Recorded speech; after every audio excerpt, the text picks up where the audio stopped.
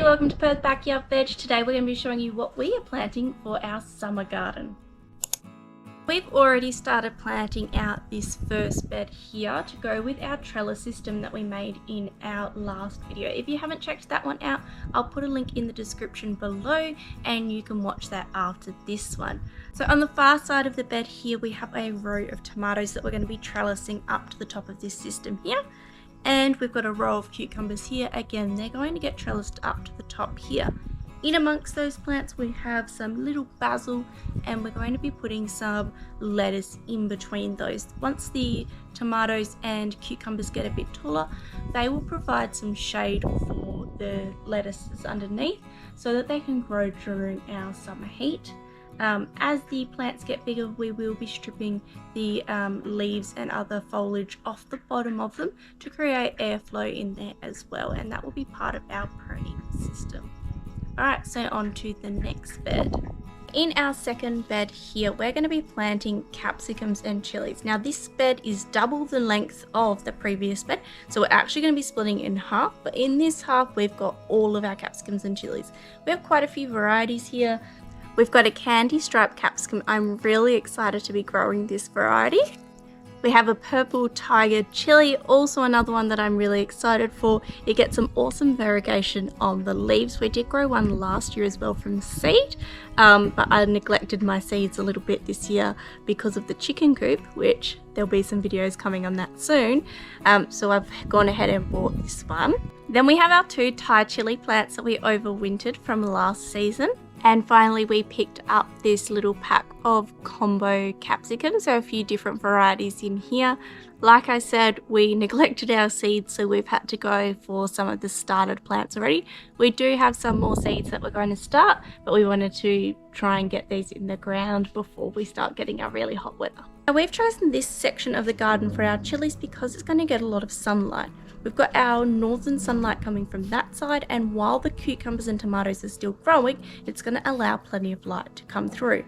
But when we get into our warmer weather, the cucumbers and tomatoes are going to create a wall and offer some shade and reprieve for these poor plants.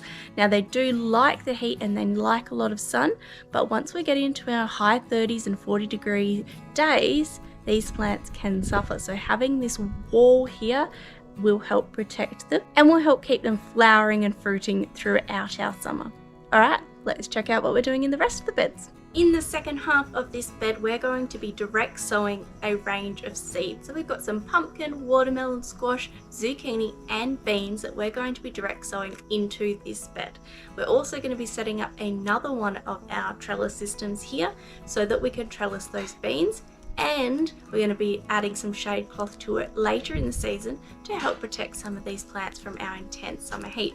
Alright, now let's check out the final bed. At the front here, some garlic chives that we transplanted from our first garden bed that you may have seen in our How to Reset a Garden Bed video. We've got some salvia flowers here that we also transplanted from a different spot in the garden, and we've cut back and they are starting to reshoot and grow here as well. Now they're really good to bring in pollinators. They're always covered in bees, so we like to have those in our garden. During the season, we'll also be planting out some marigolds and zinnias in these garden beds to again provide food for those pollinators and increase our pollination rates of our other fruits and vegetables. We're also going to try our hand at growing some sunflowers in our garden as well. Along this side here, we have some spring onions that are growing.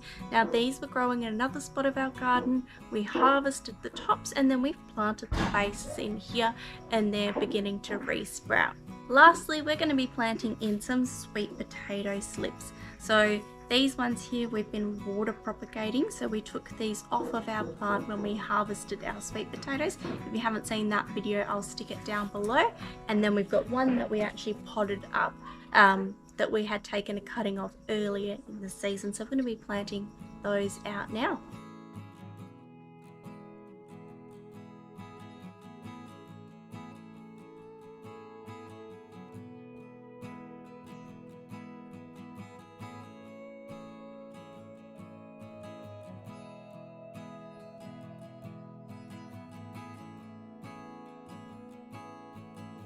They are planted and watered in. We've got a total of 7 plants here. We want these sweet potatoes to take over this bed entirely, with the exception of the plants that we have along the border here. They're about 15 to 20 centimeters apart going across the length of the bed this way, but then we've got about 30 centimeters here. That should be enough room for each of these plants to be able to grow their own set of sweet potatoes at the base, and because these ones are at the edge here, they can spill over the side of the bed as well. Now if any of these die off, then we've got some backups here, but if they all take off and they all grow, then that will be amazing and we will have plenty of sweet potatoes.